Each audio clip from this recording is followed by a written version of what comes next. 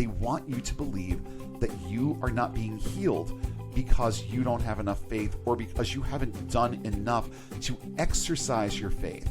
Jesus himself gives every faith healer any out that they could possibly need for their failure with this story. Okay? Every out that they could possibly need is right there in those 8 little verses. There is no ecclesiastical solution to any of these problems that will get you further than sound medical treatment. They are not going to stand there and pronounce you healed.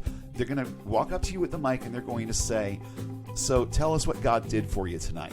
The healer, quote unquote healer, almost never has to proclaim healing. The person who, quote unquote, receives the healing does it all on their own. And a lot of times they don't even realize that they're part of the narrative. Welcome to Unbound, a podcast for new atheists and lifetime atheists, ex-evangelicals, truth seekers, and free thinkers. There is life after faith.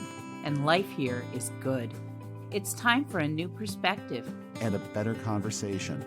I'm Spider. And I'm Shelle. And it's time to get unbound.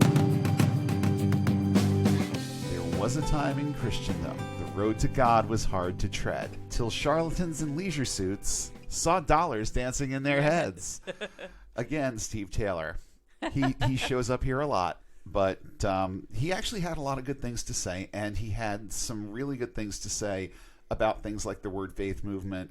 And one of the things that is paramount in the Word Faith movement is a little thing called divine healing or faith healing. And that is what we are going to be talking about tonight. I'm Spider. And I'm Shelle. And let's just get right into it. We've done so much on the corona crisis and the way that certain ministers and Christians are dealing with it.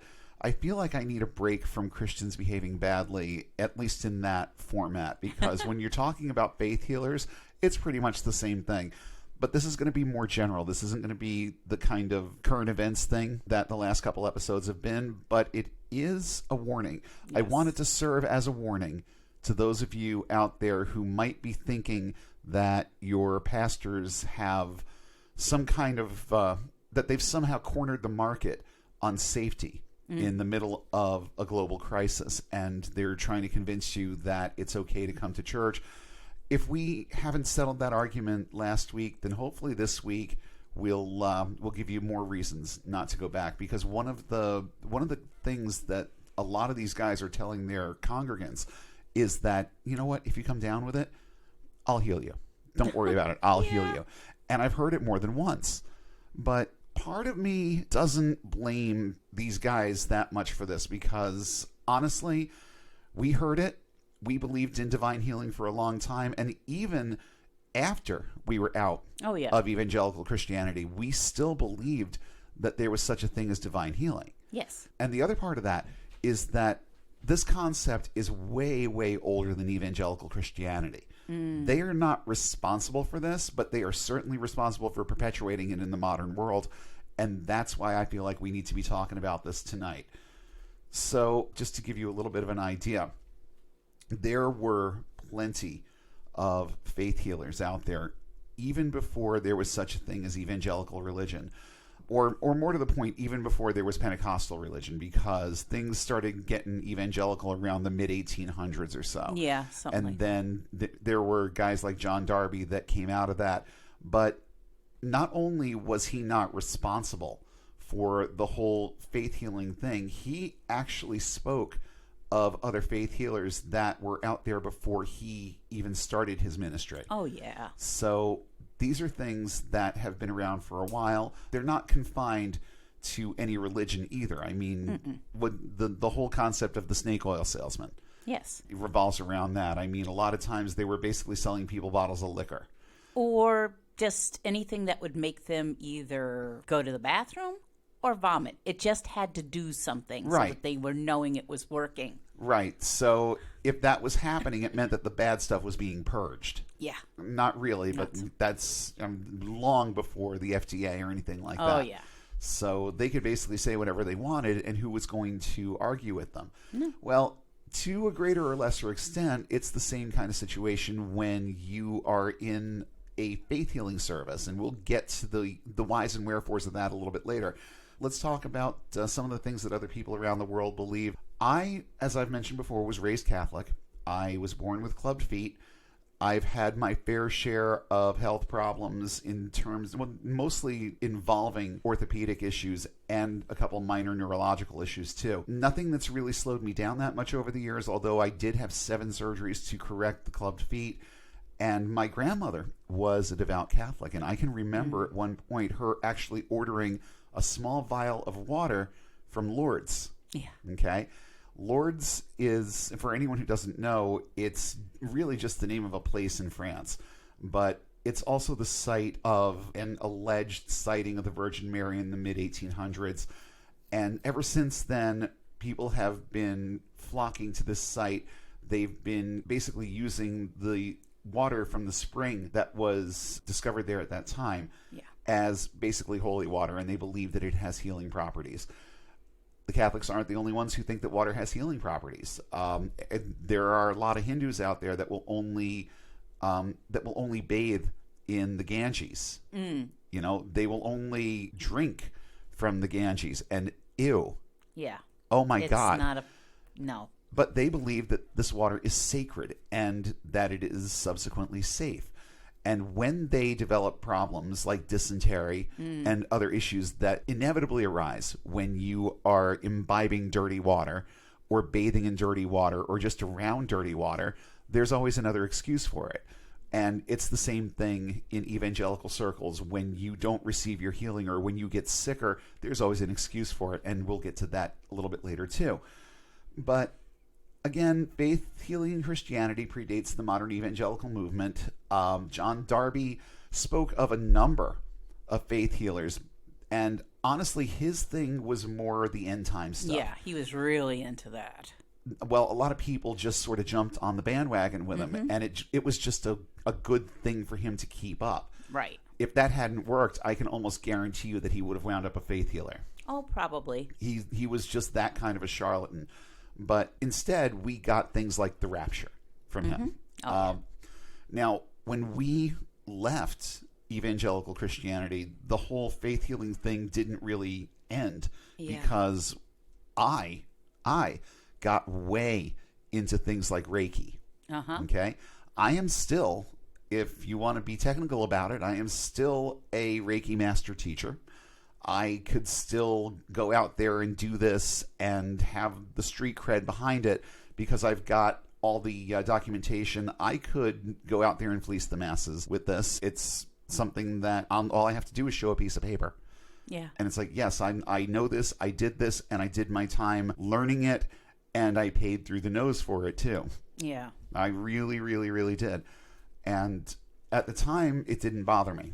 Now, the amount of money that I spent on this really, really bothers me. Not just because I've figured out a thing or two since then, but just the sheer arrogance of, okay, so if you want to learn the rudimentary basics of this, that'll cost you $25. If you want a title, it'll cost you $600. Yeah. And again, there are people I know from back in that time who may or may not listen to the show. And again, I don't hold any charge against any of these people. I gladly paid the money to be able to become an RMT. I did this all on my own, and I still understand why someone like me would do that. Someone whose mind and motivation are toward helping people. For someone like me, it makes sense that you would take that extra step and develop or be handed down the skills, because they're called attunements, basically. Yeah. So these skills are allegedly handed down to you, and they're downloaded to you through various rituals. And there's a ritual for each level of Reiki, and each level affords you the ability to do different things. Like at level 1, you can perform self-healing. At level 2, you can heal others, and then as a Reiki master, you can heal others and pass on what they call the Reiki ray. Yeah. I mean, it's coming out of my mouth now, and it all sounds so ridiculous, but back then it made perfect sense, because in my head, I was going to use this to help people. Yeah. And also, there are plenty of faith healers out there who believe wholeheartedly in what they're doing. They aren't trying to fleece the masses. They think that they're doing God's work. They think that what they're doing is effective, but they still make the same excuses when it doesn't work. Right. It's just that it's more justifiable in their own heads because they don't have that ulterior motive. Well, that's wonderful, but you're still not doing any good for society, and you're still taking people's money, aren't you? And so, there are limits to how much compassion I'm going to have on these people and how much understanding, because at the end of the day, it's still a source of income, and they still do it because it's a source of income. Whether their intentions are pure or not, I did Reiki with pure intentions. Everything that I did that could have perceived ulterior motives in my life, I did with good intentions. So when I think about that, and I think about my own experiences, I have enough compassion for these people to understand where it comes from, but I still don't feel like I need to tolerate it continuing. Yeah. That's really what it boils down to. There are all kinds of other things, too, especially in Wicca. We came across a lot of different healing avenues, methods that involve things like spells, talisman, various objects like crystals, magnets, all kinds of things. Different kinds of stones were supposed to have different kinds of energies. Yep. And would be able to facilitate different kinds of healing, different kinds of herbs. I made all kinds of little mojo bags, tied them to my ankle. Yeah. Remember how I used to do that? I would make these little mojo bags, and I would do my spells over them. And then I would make sure that they were touching my body where the ailment was. And did manage to convince myself that it was working. I felt like there were certain things that I did between those mojo bags and the magnets, and also going for Reiki treatments myself. I felt like these things were helping. And in a momentary way, they do. Again, we'll get to that a little bit later.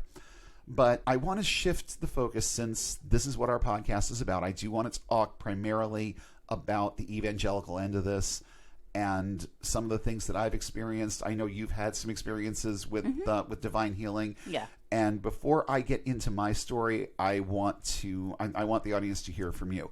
So, Shelle, tell us just a little bit about your experience with this, because I know that there have been a couple of things over the years. When I was in junior high school, I had an inflammation called mastoiditis. It's an inflammation of one of the milk ducts. Milk ducts. We can't get this out tonight. No. Milk ducts. The milk with ducts. A T. Yes. It doesn't quack. It doesn't quack. Milk ducts. The milk ducts. There you go. In my breast, and it basically created a very hard lump, and lots of stuff leaking out. And I'm like 13 years old, and I have no idea what's going on. So, I was given some antibiotics and sent home. And, it came back a couple of times, and I was really, really worried. And this was right before I got saved. And this was something I was really scared about. Okay, so I had a mammogram scheduled because I still had these lumps in my breast. They needed to look at them. So I had a mammogram scheduled, and that was, again, terrifying. So I had gone to a service at the Assemblies of God church, and they prayed over me, and they anointed me with oil and did the whole healing thing. And lo and behold, when I went for my mammogram, all those lumps were gone. I just chalked that up to, hey, God healed me. I was convinced that God had healed me of cancer because I was a wreck for those few months that I was sick. And no doubt, either directly or indirectly, it was put in your head that that's what it could be and what it was likely to be. Right. And, well, I was already worried about it. They just sort of amplified that up a little bit. Of course, because now you need something to believe in. Yes, and I need something for my testimony. Precisely. You need something to believe is wrong, and then you need to have a good story when it miraculously disappears. Right. And that was one of those things. And again, when I was in Wicca, I remember going for a Reiki session, and I chalk it up to one of the best experiences, just because I don't know what it was about the setting, but my brain went on a trip. And it was a great trip, let me tell you. It's like I'm meeting my ancestors. I'm getting like confirmation that I was supposed to be there and all this stuff. And it was like, yeah, I believed that. And I believed in it. And I still think of that as one of the best experiences I've had with anything Wicca. And you've had dreams that were even funkier than that. Oh, yeah. Guess had what? Lots. Your brain can do it when you're Right. awake, too. Right. And it does. Oh, it totally does. You know, but not too much else, though, I don't think. I have tried to be faith healed.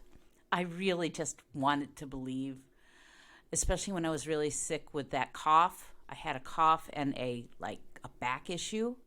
Oh, yeah.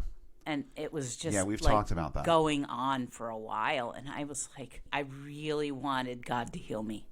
I tried to be faith healed.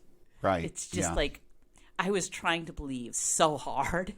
I seem to recall at one point, too, you kind of telling me in the middle of a service that you had found something in your breast again. And I don't know. I believe that I marched you right over to my old youth pastor, told him what you told me, and we all prayed. And then a little while later, you come running out and telling me that it's gone. Now, that probably did happen. Yeah. I mean, I honestly don't remember, only because my memory is crap. Yeah. I totally remember that with you. But I mean, the whole thing was maybe 10 minutes of your life. Yes. Because from the moment you said, I found something, to when I dragged you over to pray with this person and left the service, I don't even remember why I left first. But then you came out. No, you went into the bathroom. Yeah. You went into the bathroom to see if you could still feel something, and you came running out saying, it's gone, it's gone. Yeah. So, and back in the day, I didn't really understand that breasts go through that. Sometimes a lump will happen. Sometimes it goes away.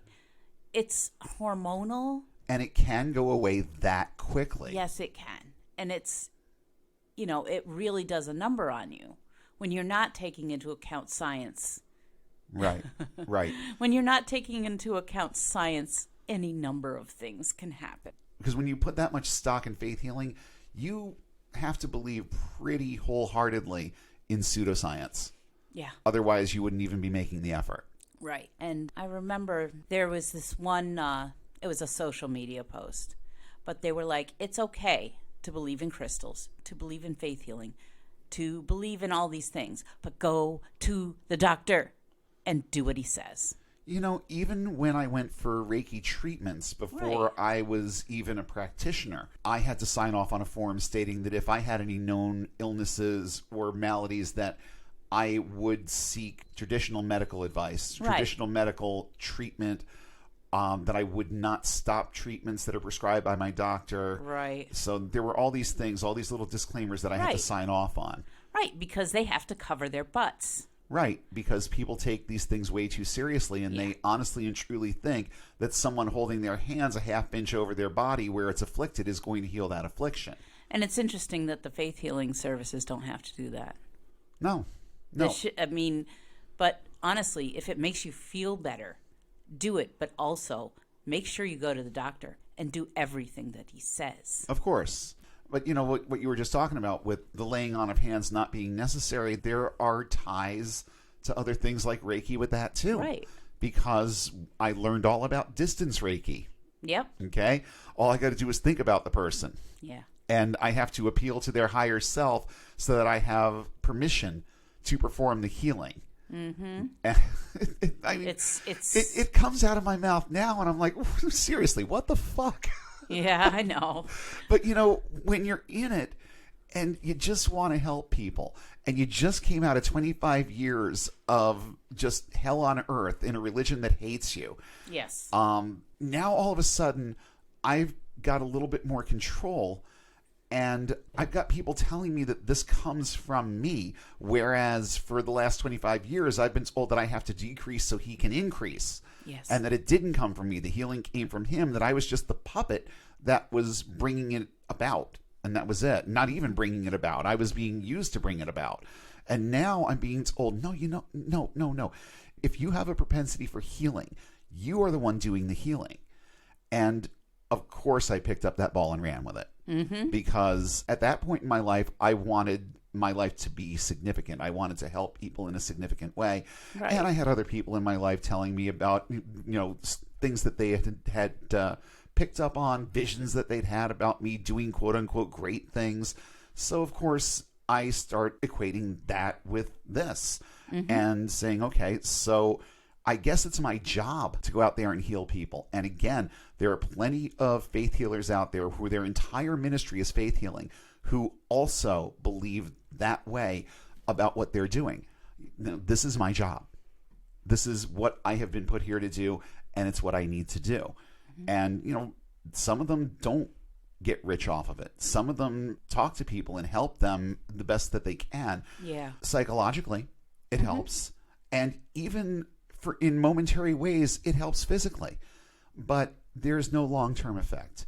There's no long-term anything with this that you can measure and say, okay, well, this works and this doesn't, because none of it works. And there are reasons why people believe that they received healing in these services. And again, we're going to get to that in a sec. But let's talk about how most of these people approach this. Most TV preachers promise healing in exchange for what? Monetary support. Right. Obviously. If you're not standing right there in front of them and they can't put their hands on you, then they ask you for a faith promise. And if you cover your end of it, then it dramatically increases the odds of you getting what you're asking for. Right. The same concept came up in Reiki. Why did it cost $600 for me to become a Reiki master teacher? Because there has to be a, quote, significant exchange of energy. Right. Between the giver and the receiver. Well, isn't the Reiki ray significant energy? Well, I'm receiving that, and here's the point. I'm receiving it. I'm not putting anything back. There has to be a two-way flow of energy. Right. So somewhere down the line, some brilliantine decided that money was the energy exchange that was most effective with this. Right. Now, as an RMT, I always thought, that seemed a little bit silly to me, that there are other exchanges of energy that can be just as powerful. A hug between two people can be just as powerful. And it's definitely an unpleasant exchange of energy. I don't see any reason why I couldn't just bestow this on someone for a hug. But no, not enough of an energy exchange, okay? Yeah. It had to be a week's pay for someone. That was adequate. And again, looking back, it's like, I'm glad that I never got far enough with that to have ever been in the position of charging people like that. Yeah. I'm glad that it never worked out that way, but I was prepared to do it because I had bought into the idea that it was legit. So a lot of times I think that that's what's going through the heads of these people who perform healing services. It's like, the worker is worthy of his hire. I believe that wholeheartedly. They deserve to receive something. What exactly are these people going to give them? Are they going to come to church with homemade pies? I mean, they come to church with their wallets. So there's that energy exchange taking place. It's like, you did something for me, now I'm going to do this for you. And I mean, it's good policy. Yeah. It's good policy under any circumstance. Somebody does something nice for you. You do something good for them. Everybody feels good, brings people together. It doesn't necessarily have to involve money. And for some, like I said, for some it doesn't. For some, they just do it out of the kindness of their heart and a hot meal. And not even a hot meal. Maybe sometimes it's just out of the kindness of their heart. But they're still ineffective. And that's the real problem, because it perpetuates a belief. It perpetuates a number of beliefs that are really, really toxic. The key part of this, the thing that keeps this thing going, is the notion that if the healing doesn't work, it's somehow your fault. Right. And we've talked about this at length on the show too, where they equate faith or your level of faith with what you get out of your faith. Right. So you put a lot in, you're going to get a lot out. You put a little bit in, you're going to get a little bit out. If you're one of these Christians who only reads the Bible on Sunday when you're in church, don't expect a whole hell of a lot in terms of healing and good things coming into your life. But the more gung-ho you are about your faith, the more fixated you are on your faith, and the more consistently you do things like attend church and pay your tithes, Right. it's more likely that you're going to get what you're asking for. And they never come right out and say, well, actually, some of them do. Some of them actually do. But the ones that want to keep their friends usually won't be quite that blunt about it. They'll say it, but they'll say it in roundabout ways. And if you read between the lines of what a lot of these people say, you can hear that messaging loud and clear. Now, you don't even have to be an evangelical or be part of any kind of religious anything to get duped into believing some of this stuff. I'm sure that there are going to be people listening to this who will remember this, because if your personality is anything like mine, you probably liked Opie and Anthony back in the day. Now, one of the more controversial things that happened with them involved an event that they did at I believe it was at a bar somewhere. I want to say it was around St. Paddy's Day, but I don't remember that vividly what the timeline was. All I remember is what happened. And they got on the air and talked about this, and I'm sitting there with my jaw on the floor at the time, but it makes perfect sense to me now. Anytime you depict something in front of people that they can't explain, or that they decide has to have some otherworldly origin, you'll get their attention. They had a guy who was basically a regular on their show. It was a homeless guy that they would bring into the studio all the time. And I believe that the story went like this. They wheeled this guy in a wheelchair. Or he was actually in a wheelchair, but he could actually walk. And I think that it was one of those cosmic misunderstandings, like a lot of people tuning in the middle of War of the Worlds, okay? Where they didn't know that this guy was more able-bodied than he came across. And they got him up on the platform at the bar that they were doing this event. They got this guy up on the platform and started playing the faith healer role. Now, everyone in the bar realizes that it's a goof. They don't think that these guys just switch teams right there in front of them and now they're embarking on their ministry. Oh. Nobody thought that until one of the guys tells this guy to get up out of his wheelchair, and it happens. And now all of a sudden the entire room is going crazy, because they literally believe that they are witnessing a miracle in the middle of the Opie and Anthony show. Now, wow. I'm sure that if I did some digging, I could find this entire bit on YouTube. But they go into vivid detail about what happened, and then the reactions of people after. Because when you get caught, it can also lead to some pretty serious anger. I've experienced a few things and have heard a bunch of stories back in the day about healing services that in one way, shape, or form go wrong. Like the one time I can remember hearing about a healing service where the faith healer actually fell off the platform and broke his own arm. Okay? That kind of puts a damper on things. It's like, okay, get up there, lay hands on yourself, and let's see the power of God. Oh, my God. But, we're talking about a couple of shock jocks that were doing an event, did this whole thing as a goof, but because no one expected this guy to get up out of his wheelchair, and he did, all of a sudden, it meant something. And that's precisely why when a lot of these traveling faith healers come into a specific venue, they come prepared with people that they can bring up on the platform and say that they're healing. Now, we've all seen this played out 1,000 times. I'm not going to spend a whole lot of time on it. I will once again recommend the movie Leap of Faith. It's a really, really good movie that exposes a lot of this shit for what it is. And also, there was one other endorsement I wanted to make here, and I got to try and find where the guy's name is, because I didn't even realize that this was out there. But apparently, around 2016, there was a Netflix series with a guy named Darren Brown, where he basically exposed all of this stuff and showed all the various parlor tricks and how faith healers lead you to believe that things are happening that aren't. Right. Even when they can allegedly show you what's happening right in front of you. It's nothing but a bunch of simple tricks and nonsense, to quote Han Solo. And I think that it's still out there. I haven't had a chance to look at it because, honestly, it was earlier today that I came across this guy's name. But I totally want to check him out. I know that he has videos up on YouTube. Again, Derren Brown with E's, Derren Brown. And he has apparently done some work on this and has a lot to say about it, because I've also seen a couple of articles that he's written on this subject where he explains to people how these people do it. So let's talk for a little while about some of the ways that they trick you into believing that things are happening when they're not.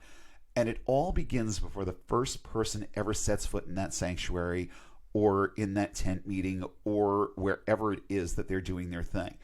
It starts with some very aggressive pre-marketing.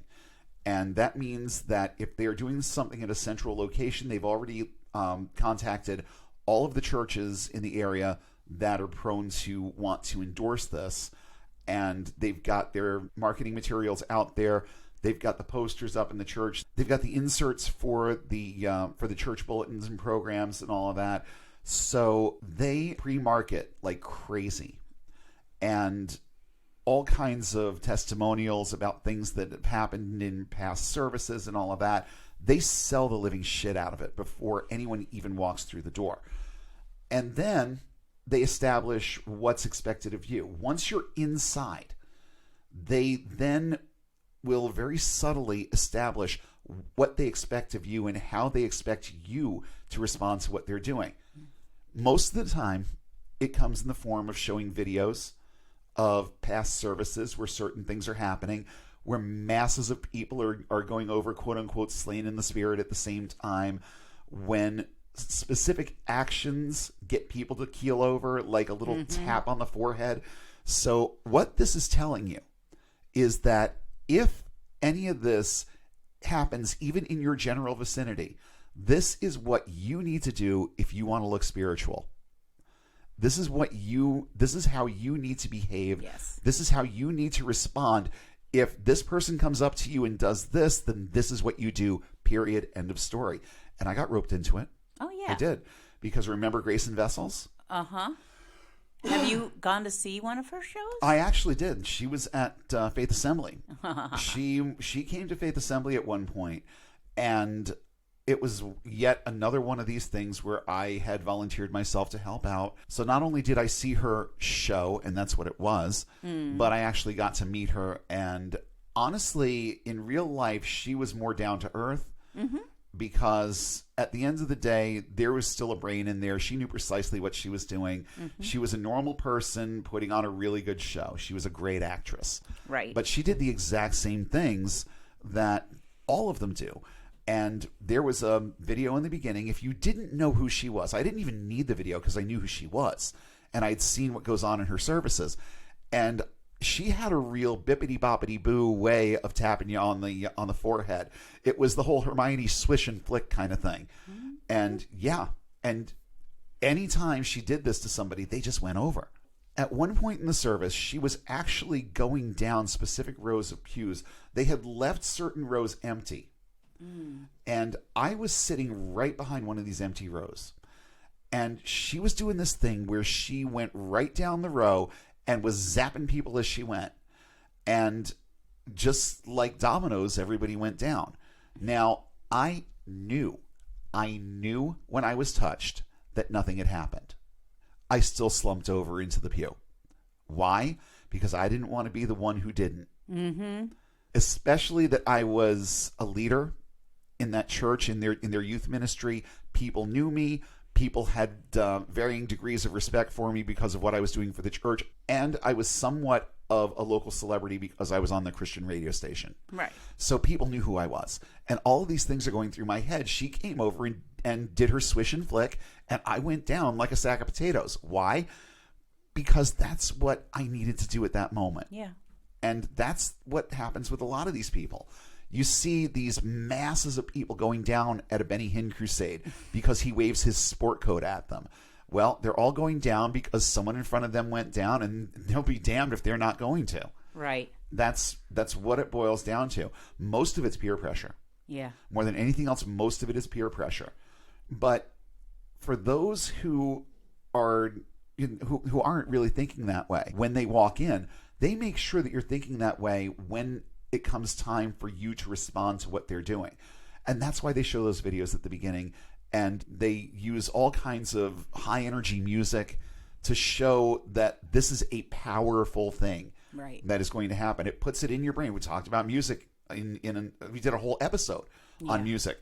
Well, you get this real powerful driving music that they play behind these so-called acts of healing, and it tells your brain there's power in this. Right. So that's one of the major things that they rely on, is the pre-marketing and then making sure that they prepare your brain for what's going to happen when you walk in the door. Some of them, and one in particular, actually used this phrase in front of me at one point, and I actually saw it again. I think it was Darren Brown that said it, but I can remember hearing this. I can remember being told that you want to create for the individual a personal, psychological, and emotional experience, because these things together are going to give them the capacity to receive the healing.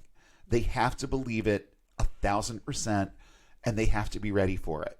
This is done under the guise of, I believe what I'm doing here in terms of me being able to heal these people, but I also need to make sure that they're amply prepared. So again, a lot of times it's not ulterior. There are some people that really believe in what they're doing, and this is the rationale behind all the stuff that I just talked about, is that people need to be prepared. They need to know what's going to happen so that they're comfortable in that environment and that they can receive the healing. That's the way that they'll package it. Just watch a faith healing service from beginning to end, and you tell me how many times the healer leads by proclaiming somebody being healed. It almost never happens. What they do is they get you to say that you've been healed. Right. Okay? You go up because you are deaf in one ear, or you're blind in one eye, or you have a problem with your hip or something along those lines. They are not going to stand there and pronounce you healed. They're going to walk up to you with the mic and they're going to say, "So tell us what God did for you tonight." Most of it is because they don't want to be wrong on details. Right. Okay? They're not going to stand there and say, "You had pain here and you no longer do." And they don't have to. Because when people feel like they've been healed of something, they're all too willing to just enthusiastically tell you everything about the condition, when they found out they had it, what it's been doing to them, and how they feel right now at this moment in time. So the healer, quote unquote healer, almost never has to proclaim healing. The person who, quote unquote, receives the healing does it all on their own. And a lot of times they don't even realize that they're part of the narrative. Another thing that they'll do is, if things don't work out, like you get somebody up there who isn't quite with the program and they're okay with saying that nothing happened, then they pull out that verse where Jesus rubs mud on the blind man's eyes and asks, "Can you see?" And he says, "Sort of. I mean, I see people, I see figures moving around, but I can't see clearly," was what he said. It didn't really work all that well. So Jesus just did it again, gave him a double dose, and then all of a sudden the guy could see. So another thing that they do is they'll dial back your expectations. I use the example of someone who's deaf in one ear. They'll go up for their healing, and then if they're not reacting in a real enthusiastic way that says, "Oh my God, something really significant happened here," a lot of times what the faith healer will do is just dial it back a little bit. "Do you hear anything? Did anything happen?" "Well, it cleared up a little bit. I think I can hear a little bit of a muffled something." "Well, let's hit it again." And then if nothing happens a second time, there are all kinds of excuses as to why it didn't work. It's like, you know what? Sometimes it takes a little bit of time. Sometimes these things, sometimes they're a little bit more complex, and a fast healing or a fast change could actually do more damage. And God knows your body better than you do. So just keep believing. You said that it got a little bit better, right? And they'll confirm it, because they want that acknowledgement that something happened. It did get a little better, right? Yeah, a little bit. I think I hear a little bit more. Okay, then go home and keep praying. Go home and keep claiming your promise of healing. And they'll just send them along, and that's that as far as they're concerned. And it's another way that they get around the fact that they're not doing anything for anybody. I found this real interesting. I didn't even know this one when I started when I started researching this. Yeah. It wasn't even something that I had considered, but it makes perfect sense. A lot of times people go up on that stage, or even if they never go up on the stage and they're just approached by someone that they think can help them and heal them, all of a sudden there's a rush of adrenaline. Okay? And that rush of adrenaline can temporarily soothe pain, make things that hurt or not hurt as much, make joints that are a little stiff a little bit less stiff and a little bit more pliable. And all they need is that moment for you to say, I feel better right now. And the enthusiasm that you express as a result of receiving your healing is enough to keep things going and to keep the energy high in the room. But I don't know why. I had never even considered this. Yeah. But it makes perfect sense. Adrenaline and all kinds of endorphins that are released when you start feeling this relief, like help is here. I don't know about you, but there have been plenty of times where I've been sick enough to go to the doctor, and as soon as I make the decision to go to the doctor and make an appointment, all of a sudden I start to feel a little better. Right. Because now those endorphins are kicking in and other pleasure chemicals are kicking in that are telling me, okay, now you can relax a little bit. Yeah. So, if you're having muscle pain and your body starts to relax, what's going to happen? You're going to have less pain because there's going to be less inflammation, and you're not going to be holding yourself quite as tight. Right. And it's just going to feel better. In that momentary way, it does feel better. And a lot of people really do believe that they've been healed in those moments because at that moment, everything feels great. Well, there's a reason for that. Your body is producing chemicals that are making it feel great. They also have this really sinister way of using your own faith against you. If you get up on that platform, or if they have singled you out in a meeting and you don't go over when they tap your forehead, or you don't respond the way that they think that you should, a lot of times they will immediately start attacking your faith right there in front of everybody. Oh, yeah. I'm trying to think of what the words were. It was such a long time ago, but I can remember being absolutely appalled by one of these guys saying something to an older lady who went to Faith Assembly about an ailment that she had. And I think it was something along the lines of, he asked her if she believed her God was greater than this illness. And she said yes. And he said, well, then it's time for you to stop holding him back, because that's what's happening here. You are holding back the Holy Spirit from helping you, and you need to just release this fear and this doubt that you have. You know what? I don't think you even want to be healed. I think that you want to be in pain. I think that you want to be in this kind of position. And then, of course, now you got all this heaping down on this poor person. And now she has to prove that none of this is true. So what happens in those situations? All of a sudden, things feel better. Yeah. And I'm certain that she felt nothing. I'm certain that nothing happened there. But to get the badgering to stop, yeah, that's terrible. She said that something happened. So this guy's ego got stroked, probably got a few more donations out of it, and left a woman more broken than she was when she walked in. Right. Do you think he cared? No one who's going to approach somebody that way and speak to them that way in a full room of people like that gives two shits about what they're doing to people. So there's the other side of the coin. You can almost always tell. Right. And sometimes it's more subtle, but you can almost always tell which ones are legit versus the ones that aren't, just based on how they approach people who are hurting. Yeah. Okay? They'll use the "it's your fault" argument to the hilt if you don't just comply and do what you're supposed to do. When I tap you on the forehead, you should go over, and if you don't, you just don't have enough faith. And no, you're not going to be healed tonight, because God wants to reward his faithful, and you're not it. Oh, that's pretty reprehensible. Well, yeah, but so is the concept of keeping people in fear for their entire lives and promising them something that they're going to receive after death if they simply toe the line. Oh, yeah. That's pretty reprehensible to me too. And this is just a small part of that. But people apply the same thinking and the same logic to it, where, okay, I have to believe in this to be saved. Well, I have to believe in this to be healed. So it just sort of follows in lockstep. Music. We talked about this a minute ago. The music that they use is really important here, not just in their little introductory videos. I noticed a lot of times, and I don't think I was ever really called on to do anything like this, because there was only one time that I can remember where I had a pastor that I was working with just brazenly say, we're going to have a divine healing service this week. So I don't remember it happening, not even at Mission Impossible, which is, weird. It didn't even happen there.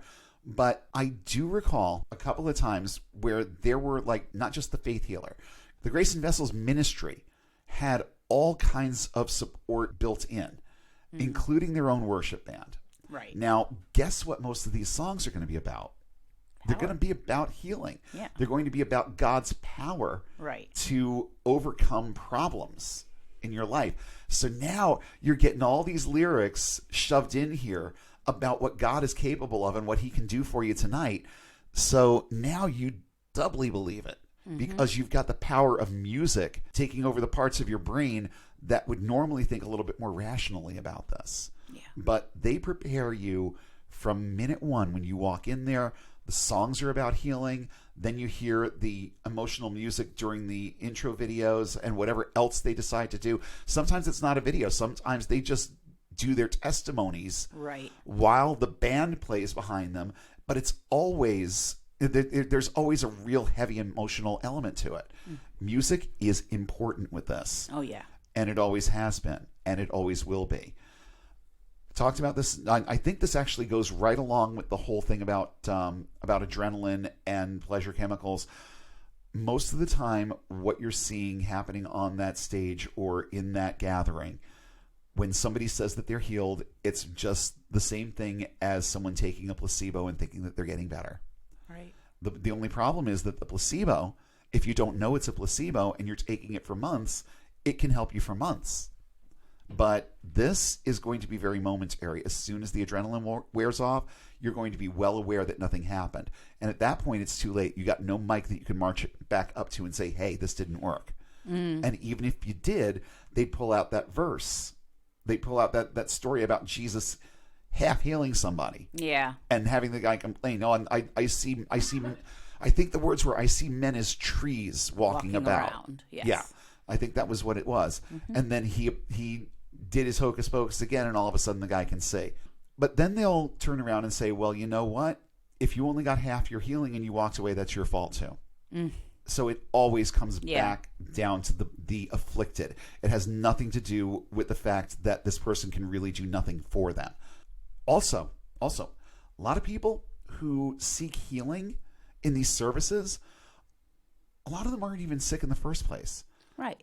A lot of times you're looking at hypochondriacs, people who have various other mental illnesses and whatnot, who believe that bad things are happening to them. They believe that they have cancer. They don't have a diagnosis, but they're convinced that they have cancer. Or even if they just have anxiety or depression, they feel terrible. Right. They just want to feel better. Right. And yeah. But you know what? They'll always drag specific symptoms out of people, and they're always physical things, and a lot of times they're things that you can't readily see. You have to take their word for it. Pain in the neck, or a shoulder injury, or anything, back pain, even right down to hearing loss and things like that. If there's nothing that you can see, they love that shit. If it's not something that they have to demonstrate and show you what happened, oh, they fucking love that. They absolutely eat it up. Those are the first ones up to the platform, because for the reasons that we just talked about, they'll loosen up a little bit and they'll be able to move that hip a little bit more, or that knee, or whatever it is that's ailing them. They'll claim that they can see a little bit better. They'll claim that they can hear a little bit better. Well, you know what? You're up on a platform with a dozen monitors mirroring your own words back in your ears. Of course you can hear a little bit better. And they don't really think about that, I don't think. Most people aren't even going to think about that aspect of it. things are louder on the platform. If you go up there with an issue that revolves around hearing, it's very, very easy to be convinced that something happened because you can hear things better. You can't hear things better. It's just louder. Yeah. That's it. So I kind of steered away for a second there, but just to stick the point one more time, a lot of times these people don't really have anything that wrong with them and will often testify to permanent healings over things that were never problems in the first place. Right. So you've got the group that leaves the meeting, and on their way home, their back starts to hurt again. Mm. And you've got the ones who were convinced that their back was hurting when it really wasn't, and now it doesn't hurt anymore because they convinced themselves that it wouldn't hurt anymore. Yeah. So there's that. And when all else fails, we talked about this just a second ago too.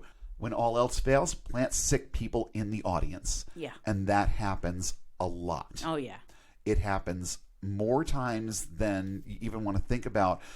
And if you look at, like, if it's on TV and you look at it with just the slightest of critical eyes, you can usually tell which ones they are.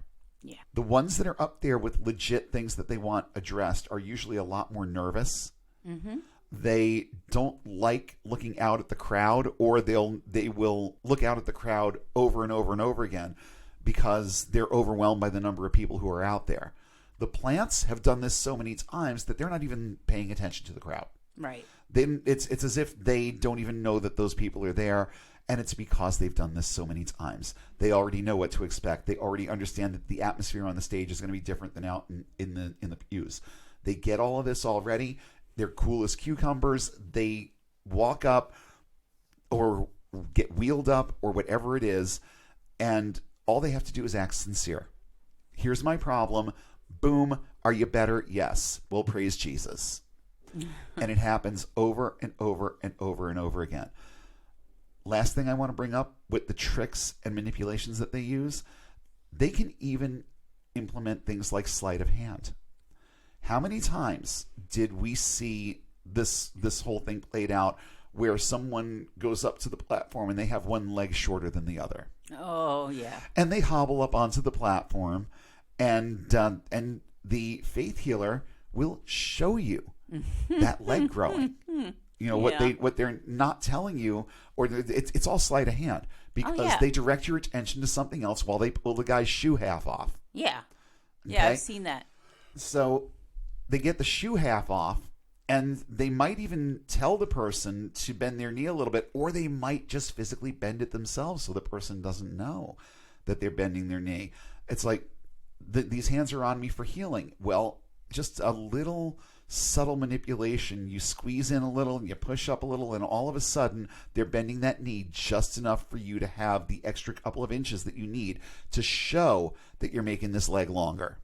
Okay? Now, usually with this one, it's a plant. Yeah. But there have been times where people have sworn that something happened in their ankle or in their leg, but they're still hobbling around. Mm-hmm. They're still limping. They still have the same gait that they ever had, but they're convinced that something happened because someone told them something happened. Yeah. I mean, forgiving the fact that they're going to stand there and just realize that if they stand flat on the longer leg, they're still not standing on the other one. Yeah. But the Lord healed them. And a lot of times people will work it out in their head, well, okay, something happened here, and now I need to learn how to work within this new structure. The new structure is still the old structure, but in their mind, it's new because something happened on that platform. Mm-hmm. And the whole leg growing thing is just one example. There's all kinds of things that they'll use from time to time. I've only seen the leg thing once in a real service because I think that most of them are starting to understand that the old parlor tricks aren't going to work anymore. Right. In certain instances and in certain circles, certain meetings, it probably will because, as I've said before, the evangelical mindset doesn't change much. No. So there probably still are a good quorum of people who believe in this. The problem is it's stigmatized and it's stereotyped. Mm-hmm. It's not a matter of they don't think they can get people to believe it. It's that there are enough people out there who don't that it just makes it a bad idea to use it too much. Yeah. But even the ones that don't use it in every service, I think we'll still pull it out once in a while because it makes for a good show, and it makes for a bigger offering. Yeah. You know, because yes, there will be impressionable people. Because yes, there will be impressionable people in that meeting who are going to see that, believe wholeheartedly that that guy's leg grew, and they're gonna throw more money at the healer so that they can go out and continue doing the same good work for other people. Right. Good intentions, but really, really badly executed. I want to switch gears just a little bit and talk about some of my experiences with this. Now, I've mentioned before the whole thing about the club feet and surgeries and all of that. I cannot tell you the number of times I prayed for or was prayed over to have this thing corrected. And I told the story once before about a guy who basically promised me that if I had enough faith that night I would be fishing surgical staples out of my socks. And I believed it. I believed it. Okay. Yeah. And when it doesn't happen, then what? Well, let me tell you a little bit about my story and why I kept believing, even after I was given example after example after example of how this was never going to work, how it was never going to happen. I had somewhat of an anchor in faith healing that went back to when I was really, really young. Now, I've had various issues over the years. I have a very, very mild case of scoliosis that really doesn't affect me that much at this point, but it's there. And I have various neurological issues. One fun fact about me is that I can't always tell, like especially in the lower half of my body, especially the legs. It's almost all in my legs.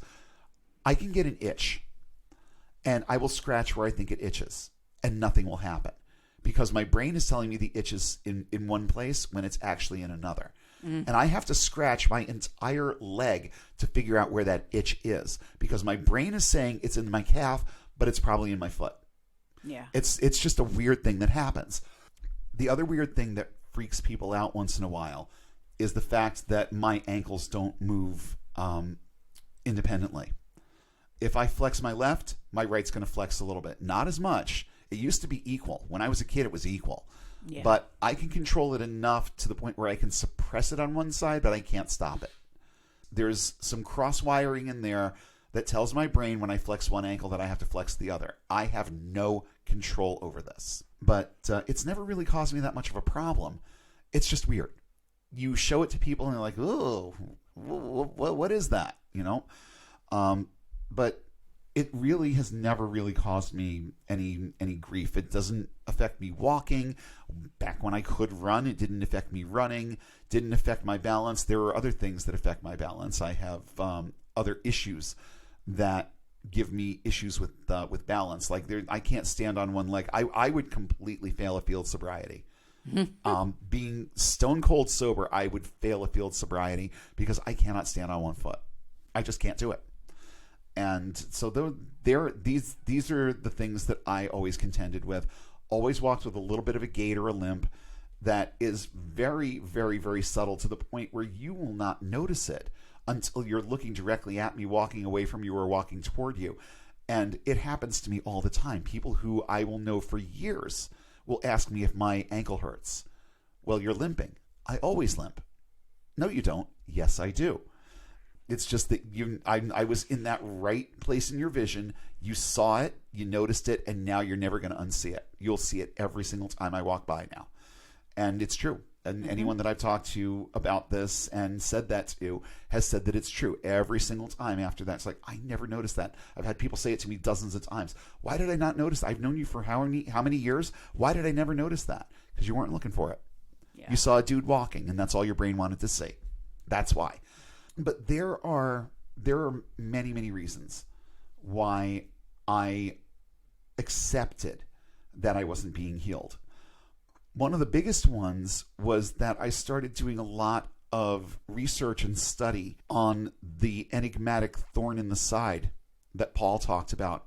Right. Where it's never made clear what this thing is, but it's some kind of whether it was a physical or emotional or relational handicap. There was something in his life that kind of impeded his progress from point A to point B, and especially in spiritual matters.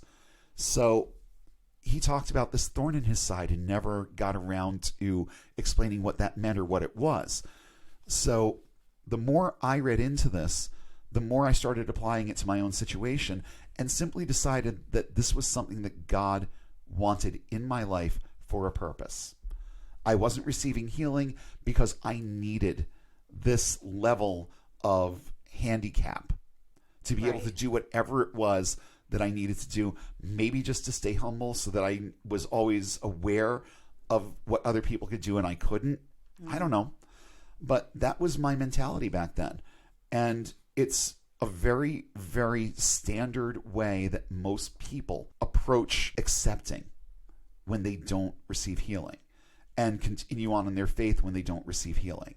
And that was me to the hilt. I chalked it up to, there's a reason why this is in my life. Now, that didn't stop me from asking for healing, because my Bible says that I can ask for anything in Jesus' name. And that includes things that I've been told no about in the past. Well, maybe between the moment when I first asked for healing for this, or well, not first, when I last asked for healing for this, and now something may have changed. Maybe God changed his mind. Maybe I accomplished what I was supposed to accomplish and just didn't know it. It's worth continuing to pray about. It was worth it for me to feel normal, to look down at these feet and see normal feet. I will never look down and see normal feet. It's just that simple. Yeah. They will always be weirdly shaped. They will always have those scars, and they'll always have very, very little feeling. That's just the way that it is. Yeah. I can walk on them. They're good enough. Okay? That's the way that I look at it at this point. There is more that I could do to try to facilitate further correction with this, but I'm not interested. Not interested in it at this point. The only thing that I may look into in the future is ankle replacement, but I've already been told that I'm still too young. Yeah. So at this point, I deal with the pain from the arthritis in the ankle with medical marijuana. It works wonderfully. Every now and then I need a little bit something else. I'll take some Aleve or some Advil, and it provides enough relief for me to be comfortable. And right now, comfortable is what I'm happy with. And I don't want to go under the knife again. I've been in hospitals more times than I want to think about. I do not like the atmosphere of hospitals. If I don't absolutely have to be there, I'm not going to be there. So it was a decision that I made when I was a teenager. After the last surgery when I was 14, they started almost immediately talking about, well, what's next? Well, what's next is, let's see if I can walk, and let's see if things go back to the way that they were. And to the extent where I could walk normally, I had to learn how to walk again after that one. Yeah. Okay. But let's just see if things progress normally and if things start to feel normal after a while. And then I'll decide if I want to do something else. Well, I was 14 then, and there's been nothing else. And these feet work well enough for me to do what I need to do. And I've since learned that even with an arthritic ankle, I can stand on them for 10 hours at a time. So that's a good thing. It's good to know that. It's good to have that kind of strength and that kind of dexterity, even with all the problems that I have.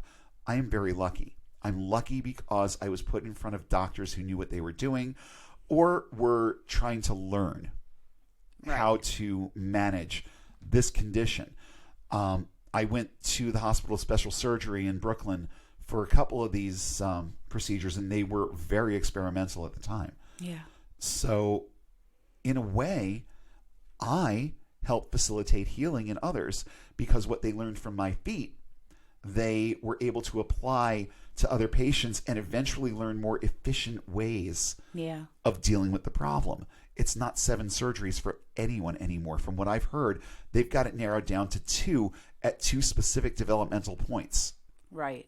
And it clears up the problem almost 100%. That's what you get from like the 90s forward. In 1971, not so much. They still needed to learn. and they learned a lot from my feet. So in just by proxy or by association, I've managed to heal a lot of people. Right. So that to me makes me feel good. I don't take any of the credit for them being healed, but I do take credit for being enough of a guinea pig for them to learn how to do things and then learn how to do them better because they did them to me first. Right. So to that end, yeah, I am at least a small gear in the workings, because my feet were learning tools. The other half of this, for me anyway, was that, and I started thinking the way any good evangelical should about things like this. And when it didn't happen, my initial reaction every single time, before I even had the opportunity to rationalize and reason things like, well, maybe this is happening for a reason, or maybe I have this for a reason, my initial thought every single time I walked away from a healing service unhealed was that it was my fault.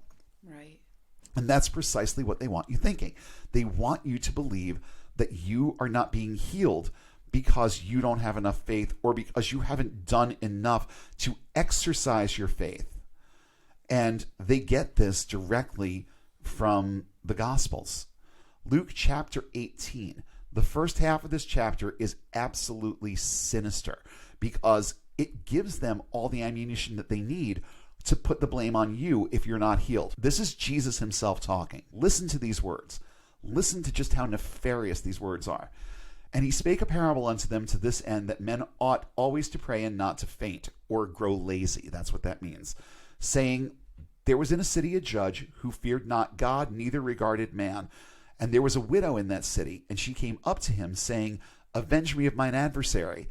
And he would not for a while. But afterward he said within himself, though I fear not God, nor regard man, yet because this woman troubleth me, I will avenge her, lest by her continual coming she weary me.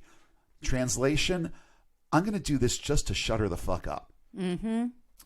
And the Lord said, hear what the unjust judge saith, and shall not God avenge his own elect, which cry day and night unto him, though he bear long with them?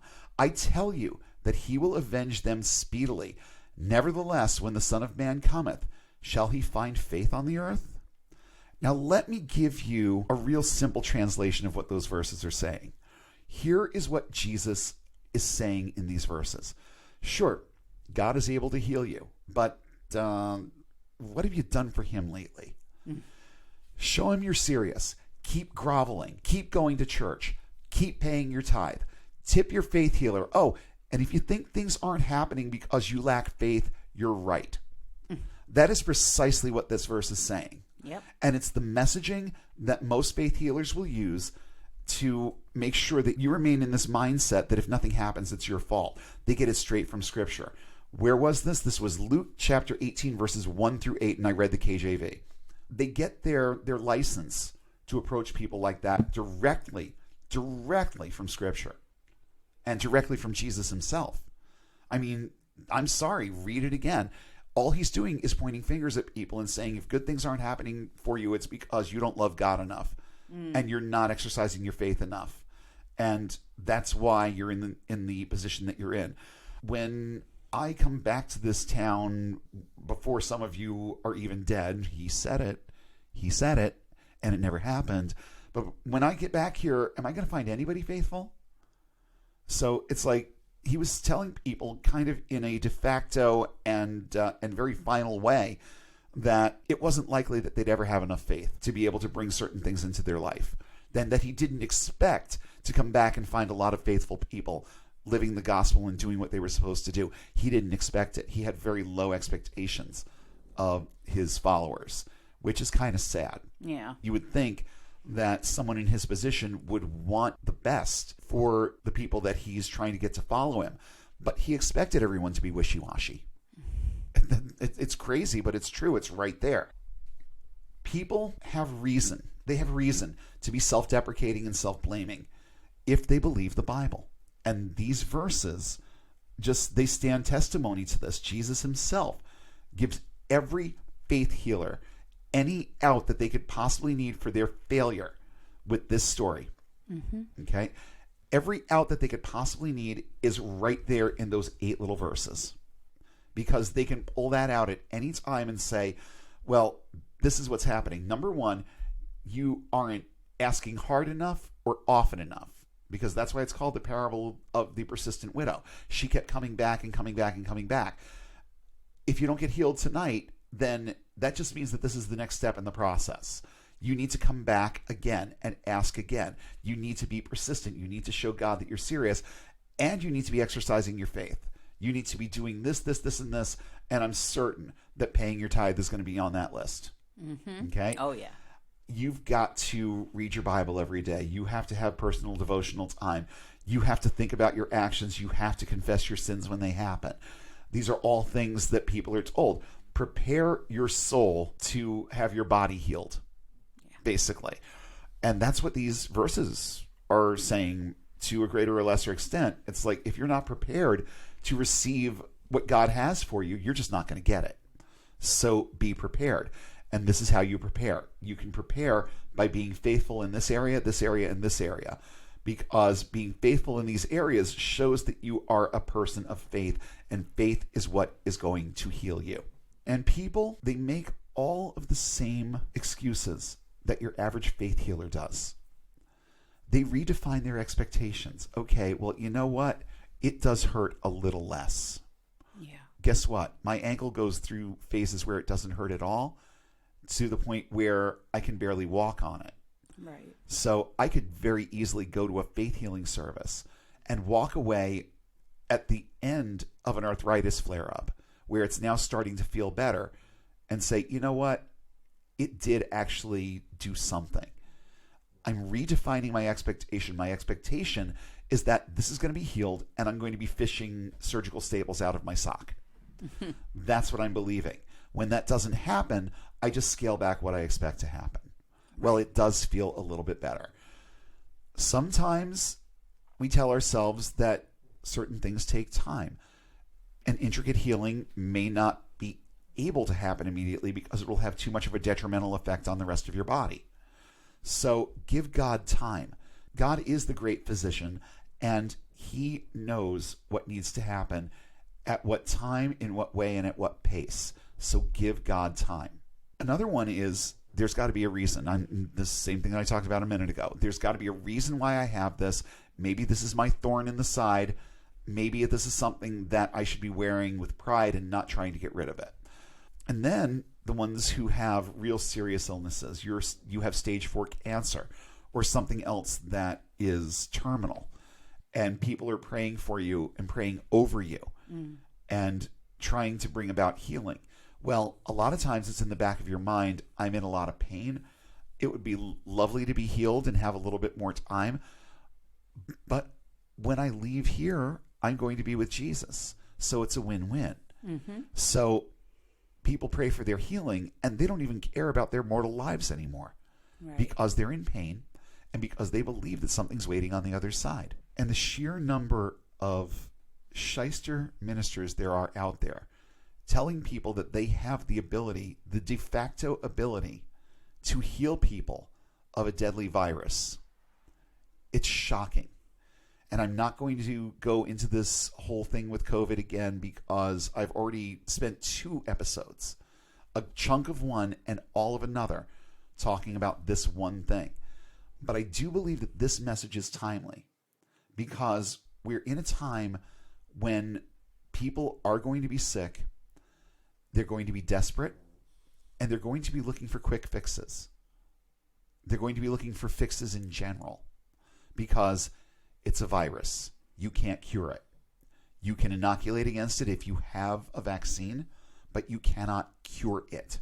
And there are people who are very, very afraid right now, and for good reason. I do hope that you're doing all the things that we talked about last week. I hope that you are keeping to yourself as much as you can. I hope you are not going to church or attending any other corporate gatherings. I hope that you are doing what you need to do to stay safe. But we live in a time right now where people are going to be looking for desperate solutions to desperate problems. And it's amazing how much stock people will start putting in things like faith healing when it's their own mortality that is hanging in the balance. Those of you who are on your way out of this or still in it and trying to get out or deciding whether or not you should be out, this last little bit is for you. I want to make an appeal to anybody out there who is hearing this message tonight or whenever you're listening to it. We're recording at night. Anyone who's hearing this message, if you are sick in any way that you think could be associated with the current crisis and the known symptoms that go along with it, I'm going to ask you to, and it's going to be the first thing in your mind, is to pray about it and seek healing. That's okay.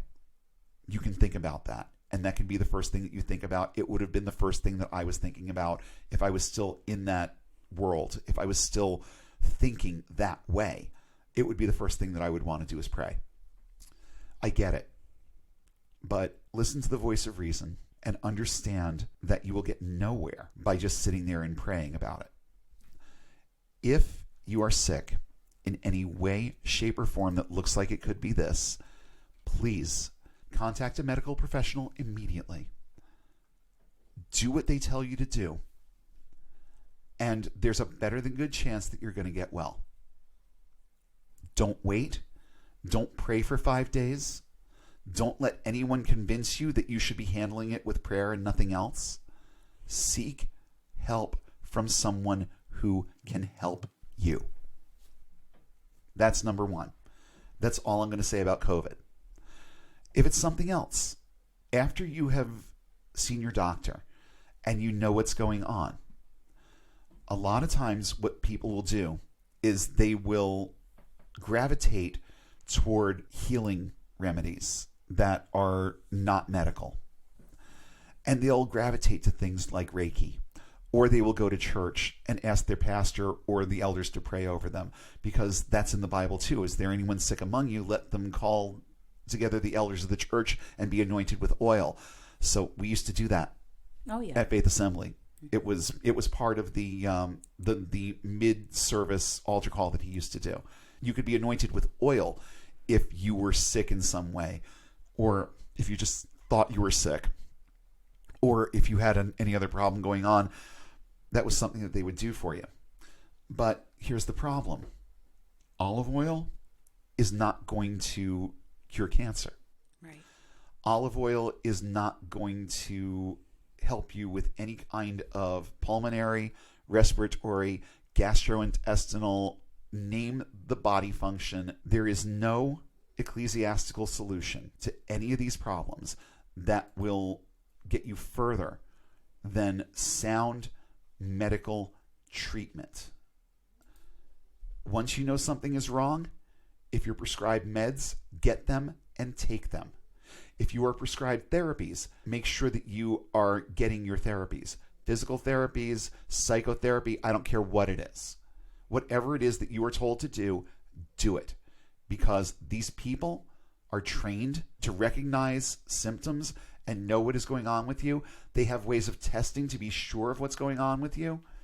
There is no faith healer out there that can do that. All they can do is agree with you about what's wrong with you. And that's all they will ever do. Get real help. Use the helps that are being placed in front of you. And start whatever treatments you are required to start immediately. Don't give prayer the first chance. I'm not saying don't let somebody pray for you. There's comfort in it. I understand. It's comforting. It helps you feel like you're doing something in a situation where you would otherwise feel helpless. I understand all of the psychology behind it. I also understand how pointless and useless it is. And you need to also. Take your cues from medical professionals over medical problems. That's what they're trained for. Faith healers are not. And they will not help you. Period. End of story. Never, ever, ever let anyone convince you that your problem can be managed with prayer and with faith. They cannot. These things are ineffective against any kind of physical or emotional, especially emotional issues that you might have.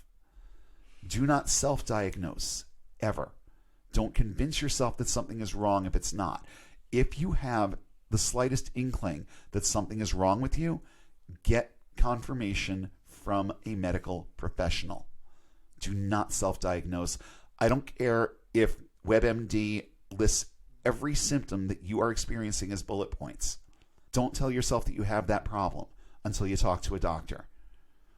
Oh, and don't convince yourself or let anyone convince you that your doctor is wrong.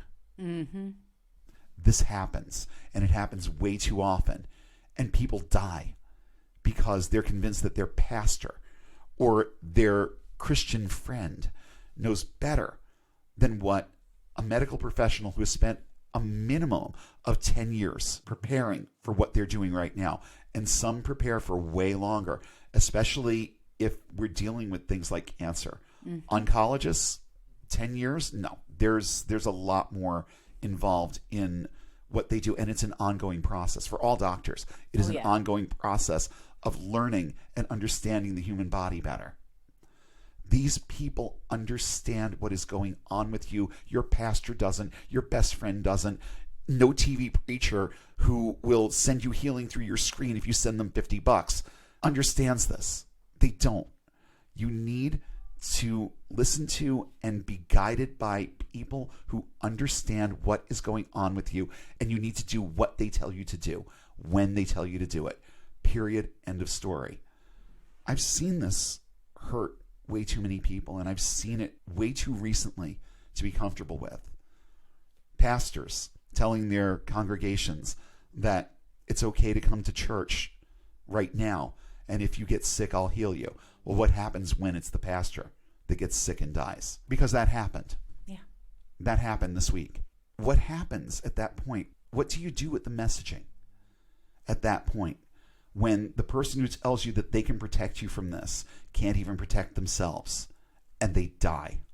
Or not even die, because there was that other example of another pastor who said, no, it's fine for everybody to come to church. And then he, his wife, and his daughter all came down with it, along with 30 people in their congregation. Yeah. And all of a sudden, it's important to engage in social distancing.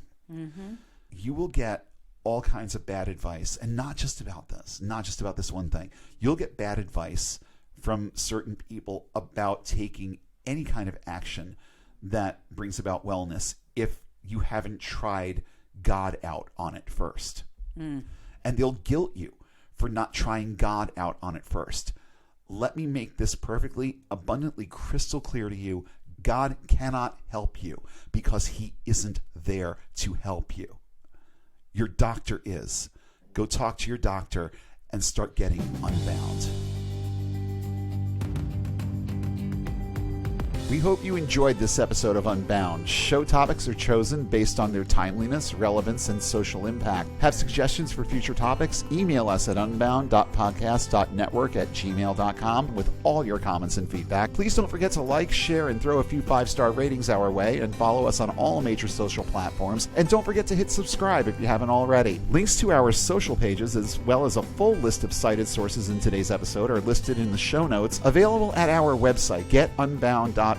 That's get-unbound.org. If you value this resource and would like to see it continue, please consider supporting us on Patreon at the link in the show description. And be sure to check for new updates every Sunday when we'll come together again and take one more step toward getting and staying unbound.